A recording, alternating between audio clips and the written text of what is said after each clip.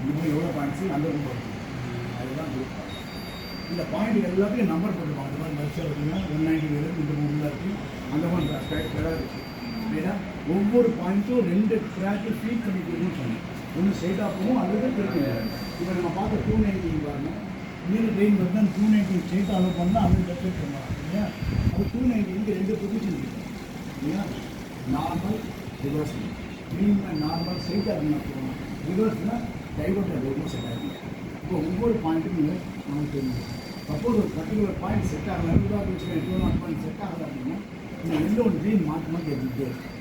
நம்ம 8 செகண்டில் செட் ஆகி எல்லோவோ க்ரீனோ வர வேண்டியது மாற்றி மாற்றி மாற்றி ஆஃப் ஆகிட்டே இருக்கும். எதுவுமே நிற்காது, செட் ஆகாது. பாயிண்ட் ஃப்ளாஷிங் சொல்லுவோம். அப்போ அந்த பாயிண்டில் ட்ரபுள் தெரியும். அந்த பாயிண்டில் ட்ரபுள் பாயிண்டில் வர ஓகேயா?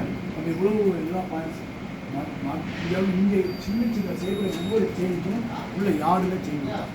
இங்கே பாயிண்ட் ஆர்டர் பண்ணால் அந்த பாயிண்ட் ஆர்டர் ஆகும். இங்கே சிக்னல் போட்டால் சிக்னல் போடும். இங்கே சிக்னல் கட் பண்ணால் அந்த சிக்னல் கட் எல்லாமே இந்த ஸ்டேஷன் மாஸ்டராக இருப்பாங்க. இது ஒரு ஜங்ஷன் ஸ்டேஷன், பெரிய ஸ்டேஷன் அப்படிங்கிறதுனால ஒரே நேரத்தில் 4 ட்ரெயின் மட்டும் டியூட்டி இருப்பாங்க. ஒரே நேரத்தில் 4 பேர் இருப்பாங்க. இதில் சேவை இருப்பாரு. அது எப்படி மேடம் 4 பேர் 4 பேர் கோஆர்டினேட் பண்ணி ஒரு ட்ரெயின் டியூட்டி. இவரோட ரோல் 4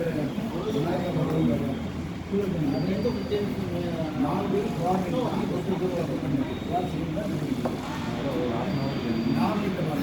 இதில் ஒயிட் ஏரியா, இந்த ஒயிட் ஏரியாவில் மதுரை அந்த மதுரை ஒயிட் கலர் இருக்குல்ல, இந்த ஒயிட் கலர் இருக்கிறவங்க மதுரை அந்த அது ஃபுல்லாக மதுரை ஸ்டேட் மதுரை.